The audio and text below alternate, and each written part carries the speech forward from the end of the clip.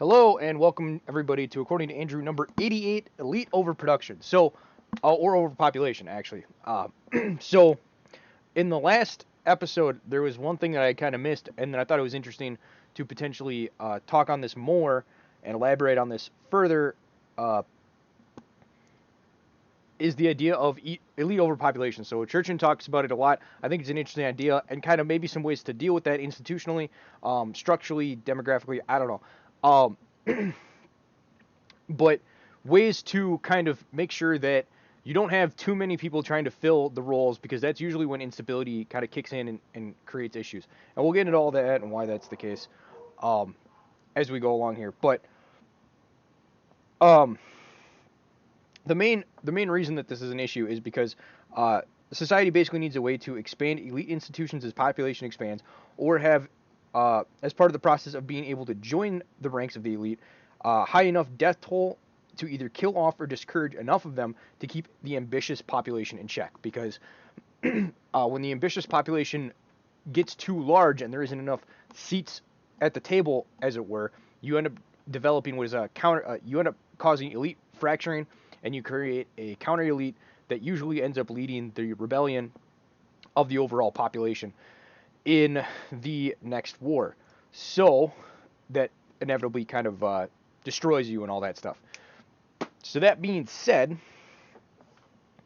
um, that needs to kind of be kept in check. That's one of the destabilizing things within a society.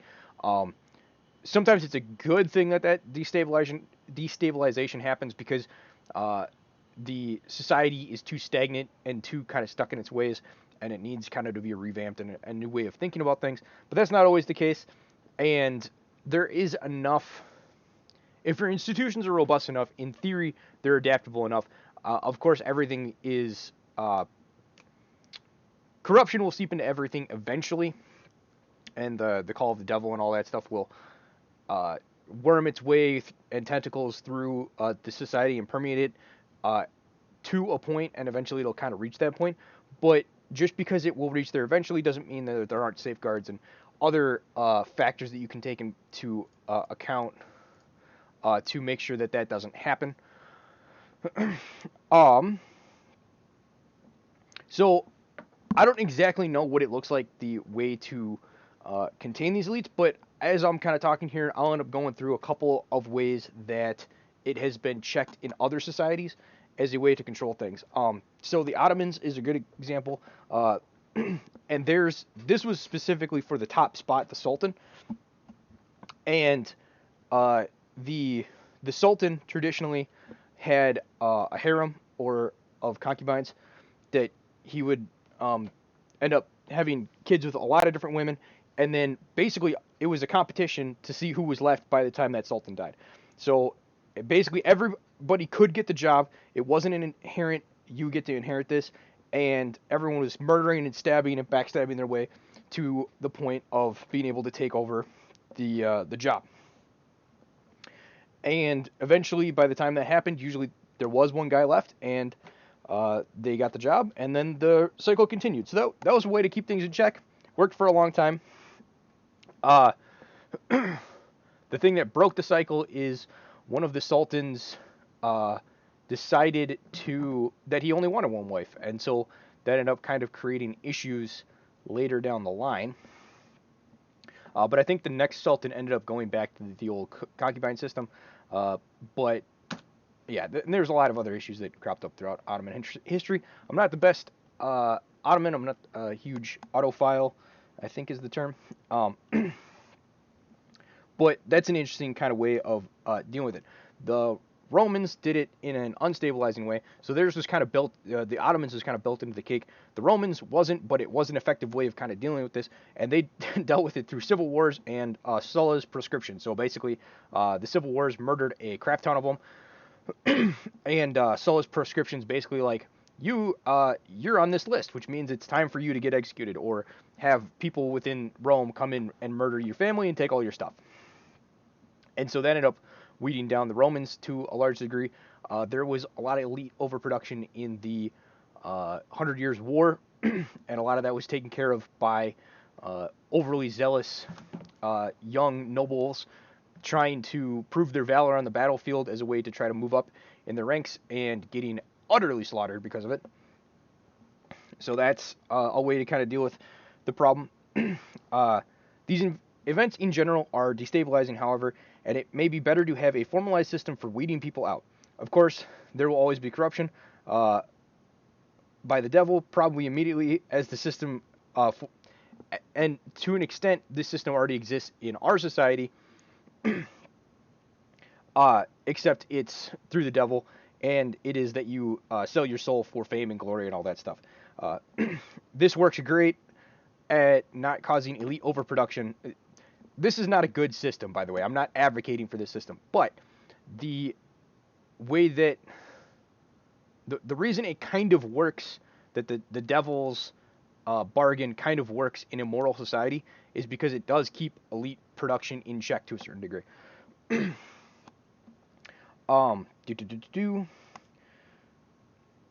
a moral country, there isn't a big problem, as finding people willing to sell their soul for fame is hard to find. Therefore, you won't have elite overproduction. But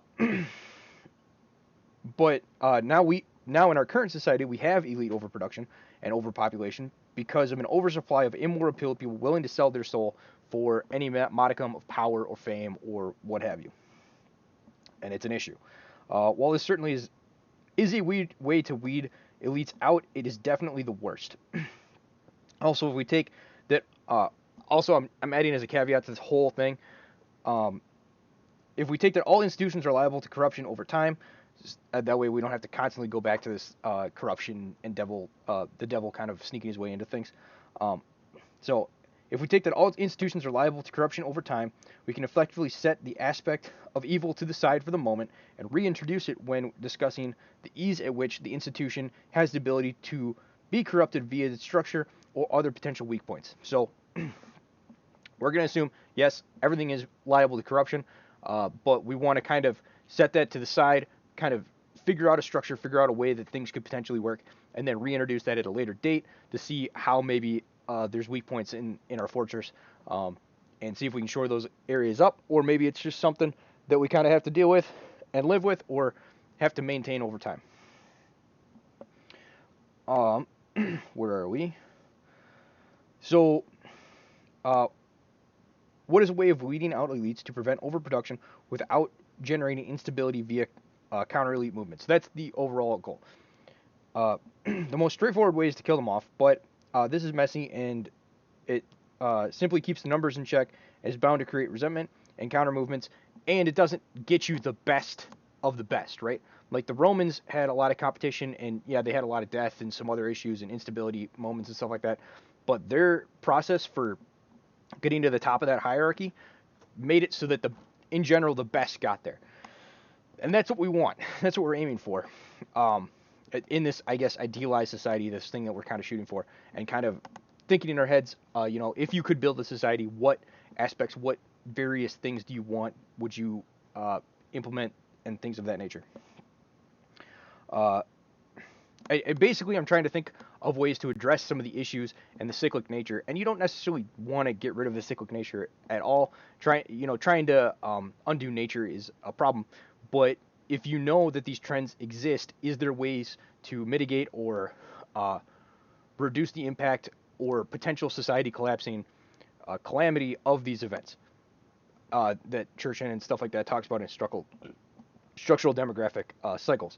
And I'm almost done with that book, so hopefully we'll be able to review that soon, and maybe I'll dive into that a little bit more as we're going through all the specifics of the book. That being said, what is a way of weeding out elites and preventing overproduction without generating instability via counter-elite movement? So killing them off will create a counter-elite movement, and that's going to create instability. So that doesn't really work. Also, it doesn't get you the best of the best. In fact, you're probably highly incentivized to kill off the most ambitious people if you're just the ruler and things like that. There probably has to be some form of test or challenge that has a high fatality rate, but can elicit honorable passions. So in those that participate. So think of the Spartan trials to become a soldier, right? this intense years-long training that ends in a massive trial or something like that, and the probability that you live is like 30% or something like that. And but like once you get through that, you've kind of earned your keep. You're good, not for life necessarily, but you can you've proved that you're worthy. You've proved that you're valorous and stuff like that. And unlike the Spartan society, which is all boys and stuff like that, went through that as long as you were a Spartan citizen. uh, this would be something that was optional, right? So you have to somehow figure out a balance in which it is the honorable thing to do to go through this trial, uh, but at the same time have it not be shameful to not do the trial. Like be like, hey, it's this trial's not made for everybody, but we give big props to the people that go do it. A good example might be kind of how people see the U.S. military right now. I know, like, Afghanistan's falling, and there's a whole bunch of issues and shambles.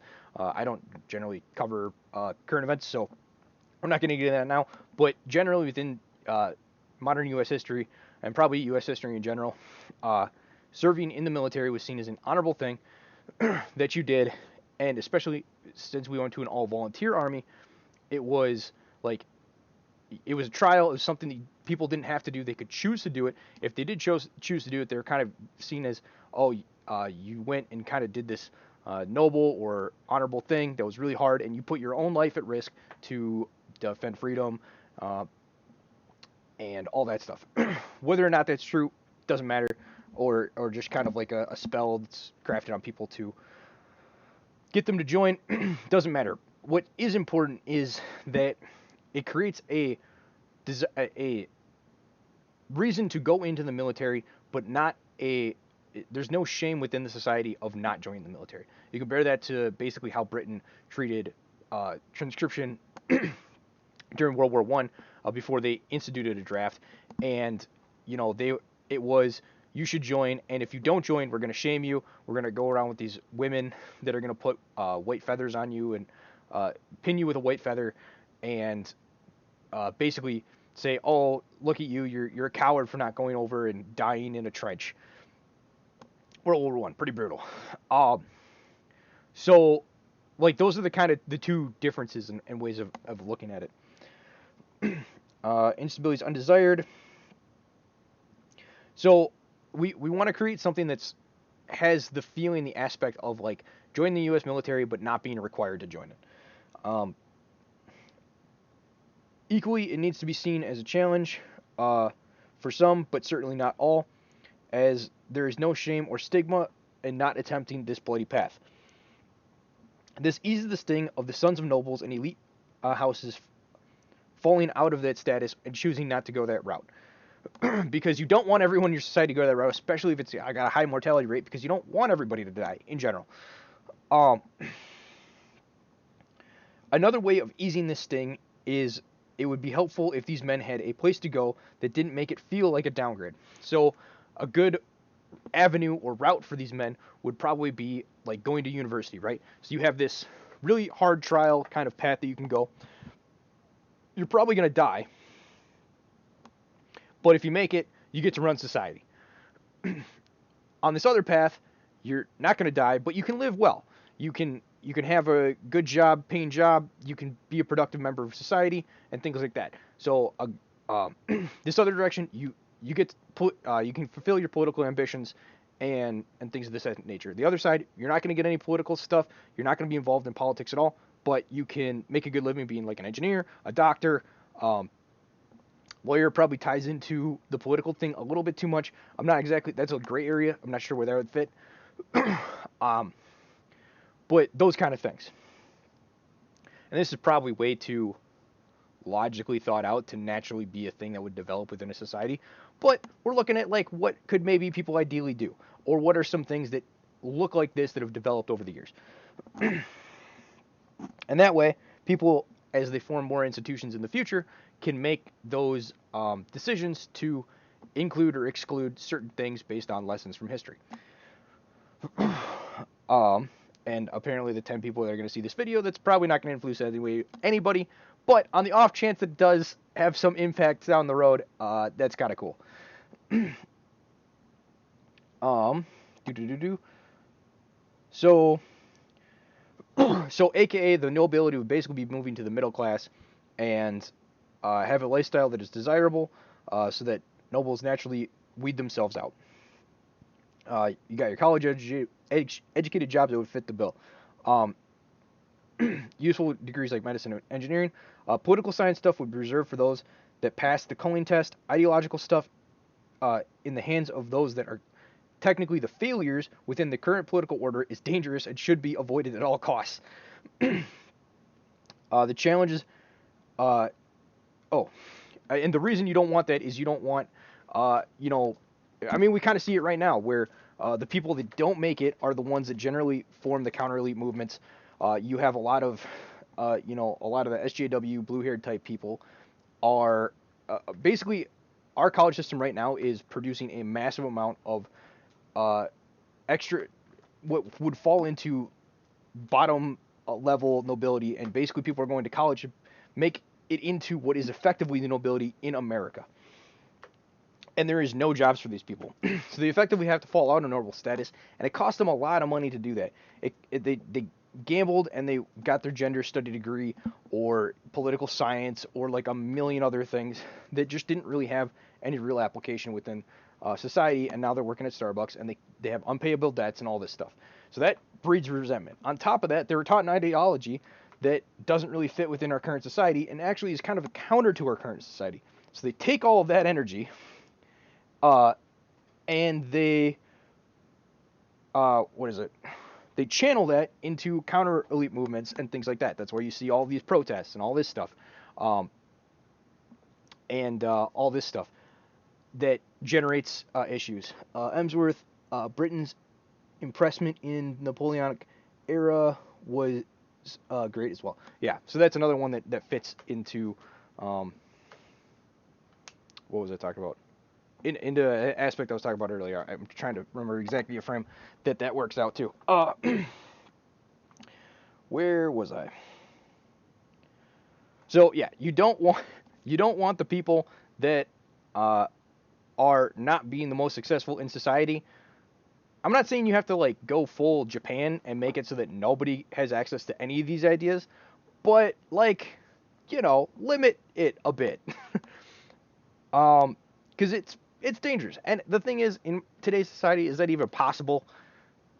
I mean, I don't know. They're doing a pretty good job of the censorship right now, on YouTube and Twitter and all that stuff. So I don't know. Maybe they could pull it off. But again, this is just kind of talking through some of these ideas. So in terms of the challenge for the elites, the challenge needs to be somehow calibrated so that not everyone dies that goes through the challenge. Basically, you can't have a 100% fatality rate, or you're not going to have anyone to run your society. You need to have it be as consistent as possible for the amount of people that get through, because you have a certain amount of seats. Maybe as the government grows or whatever, you'd have an increased amount of seats, and so you could let more people through. That has the issue of, if you make the challenge easier over time, there's a cheapening of what previous generations had to go through to make it to this far. And also, if you cheapen it once, you're cheapening it. A good example of this is what happens when like women in the military, how the standards have continually been lowered to make it so that they can kind of make it through the ring. That kind of same thing happens if you expand all of these institutions and therefore have to lower your standards to make it so that because you needed the top 10% to run society before, but actually now you need the top 20% of people to run society. That can kind of cheapen it and make it so that these positions aren't as worth it. So I don't know what you would do to fill that if that was an issue. Maybe you would have a challenge. Maybe you'd do a 2-stage challenge. So you'd have a less deadly challenge that would make it so you're good for the top 20%, and then you have a second stage challenge that would get you to the top 10%. And if you make it to the 20%, you can opt to be like, I'm good. I'll just take some of these positions at the lower political level, and this is where I'm happy at. I'm not going to risk dying and all that stuff. And those that are politically ambitious can continue climbing the ladder to their own detriment or success. Um, so that's something that needs to be considered. Um, so you don't want to kill everybody off, but you don't want to make it too easy. You want relatively the same amount of people getting through the system every year. This to figure out all these little factors is going to be very hard for a society, but there are some things that kind of naturally probably develop in these overall in a society. Anyway, I have an example of how kind of America did it at the end here. Um, do do do.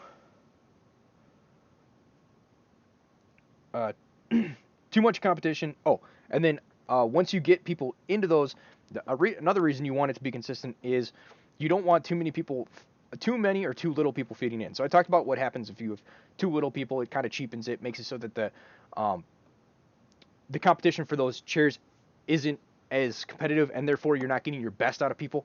Iron sharpens iron kind of thing.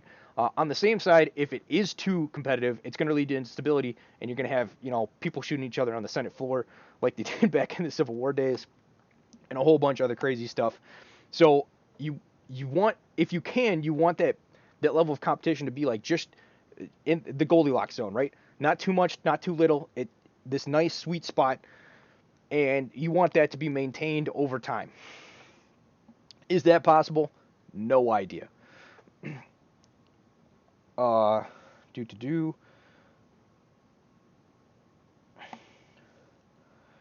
Uh, this could be regulated. Oh, another way that you need to regulate this is because, as people are in these positions for long periods of time, you need to also have something on the back. So you're going to have people coming in year after year, new crops of elites, basically that are like, hey, I want positions within the society. But now you have all these old people that have been around forever that maybe don't want to give up their power. And so you'd have to have a way of kind of weeding them out. So, once you've served X amount of time within let's just say the Senate, think Rome. Once you've served 30 terms or something like that, so maybe the competition makes it so you can get in when you're 30, and then you can serve 30 terms. So you can serve for 30 years, and then once you're 60, you got to retire out of the system. But you're not just directly sent out to pasture, as it were. Once you hit that, it's like you can't serve in a political capacity anymore, but we don't want to lose all of your experience, all of your knowledge and stuff like that. So you're moved into this advisory role, and you work as the advisor to some of the people within the Senate, whether that's mentoring some new people and trying to figure out how to bring some of those people up, or some of the older people. Basically, your knowledge is valuable, so you can kind of maintain some of that. You take away their political power, but they still have the ability to. They can't directly like cast votes and stuff like that, but half the time, being able to mold minds and influence how people see things, and what the correct political decision or proper way of how they think things should be governed, and being able to craft people's minds on that might be more important or more powerful than the actual political positions themselves. On top of that, you'd probably want to restrict the ambitions of the people that are newly introduced for the first couple of years. So for the first 2 years, let's use the United States example for. So let's say the House of Representatives, the Senate, and all the executives, right? So the first year you get in there as a newly burgeoned elite, you can be part of the House of Representatives, and you can do that for 2 terms, 4 years, or let's just say you have to do that for at least 1 term. You have to be in that lower level position for one, just kind of get your feet wet, understand what's going on, how the game's played, all that stuff.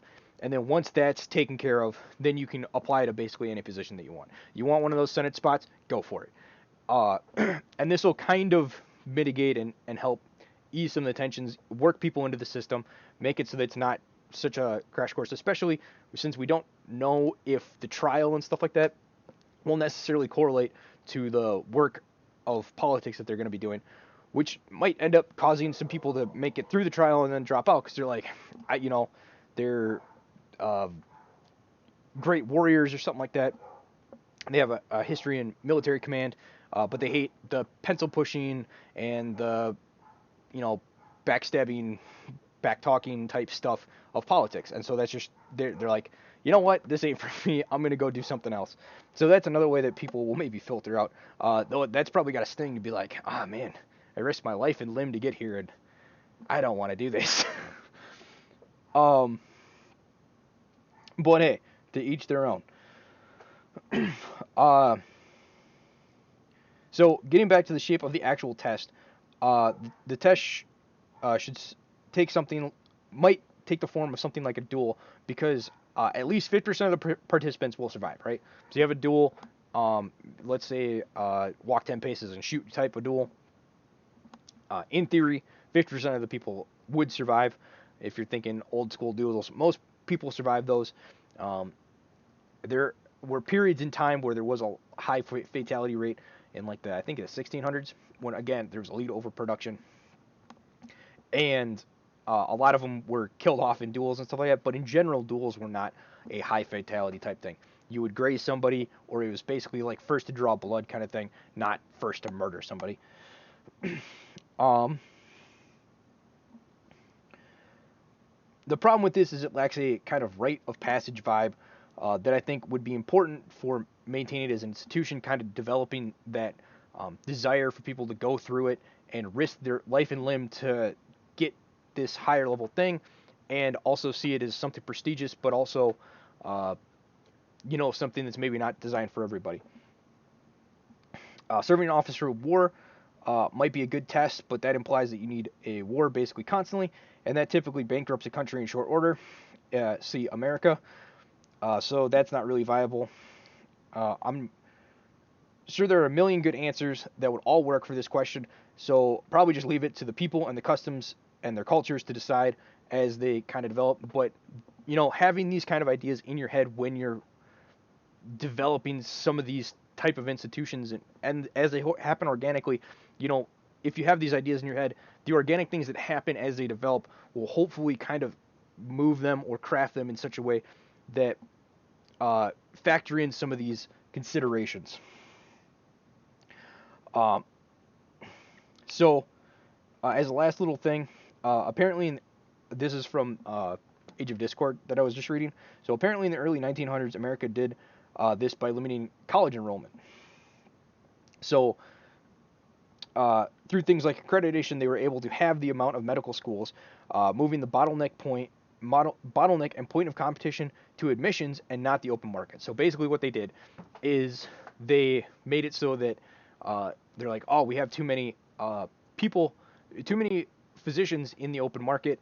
It's driving down the wage of physician and kind of making it lose its prestige and luster as a occupation.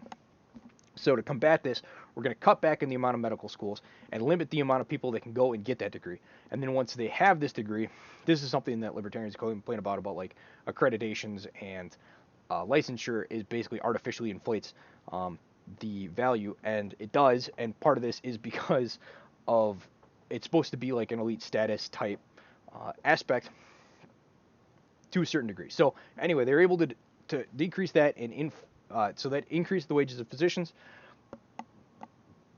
and having the bottleneck be admissions made it so that society and the institutions could better control like elite production and things like that over the free market. Well, not necessarily, kind of the free market, and who wins and loses based on the open market competition type stuff. So their competition was who gets into medical school, not who is the best physician. Now, there's certainly arguments to say that that's not how you would want things, and that's a bad way of running things. And they're valid. I'm not really here to argue that one way or the other. It's just kind of an interesting observation of how America kind of dealt with this. They also, interestingly, um, you see the changes that they have right now of trying to drive down enrollment of white students and Asian students in enrollment by factoring in all these other things. Well, your SAT score isn't the highest, but we'll take into consideration that you had a harder time growing up than a white kid or an Asian kid. You faced more trials and tribulations. So therefore, uh, as a Hispanic or a black person, you get a bump in your overall score. So they did this exact same thing, except it was for the benefit of the WASP community back in the early 1900s, because too many Catholics and Jews and African Americans were getting into colleges, basically, especially the elite colleges, your Yale, your Princeton, your Harvard. And so what they did is they added a recommendation, like you had to get letters of recommendation from people, and they added an interview to see whether or not you were personable and stuff like that. And the entire point of that was to be able to filter out people they didn't want, and so to keep the American elite American, which, quite frankly, was a kind of a better policy than what we got going on right now. Um, but there's a million issues that led up to our current situation, so I'm not going to get into that. uh, but yeah, so that's kind of a interesting game. So basically, to kind of sum it up, elite overproduction is a problem that society needs to deal with. If you don't deal with it in the proper ways, it's going to cause a lot of uh, potential civil war and counter elite movements within your society and create instability and potentially collapse your political regime. If you want to keep your political regime in check and stuff like that, you need a way to for those frustrations to be vented, and people to and not and one of the ways to vent those frustrations is to make it so that the political elite can't build up to a mass size that uh, creates too much competition for the limited amount of slots to run the country.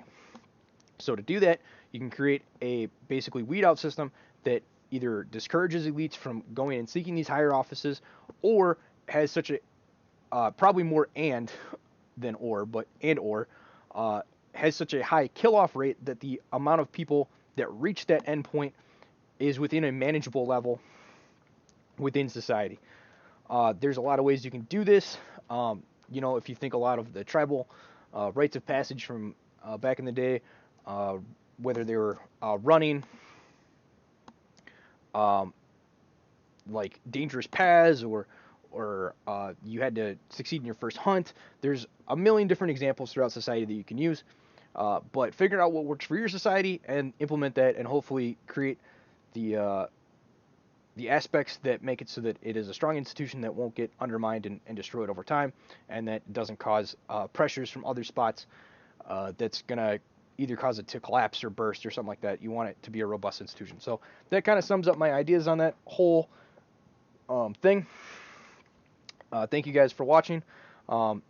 If you liked the video, please like it. I'm on YouTube and BitChute and Podbean. So that's where you can find me for now. And hopefully you guys enjoyed the video and have yourselves a good day. Goodbye.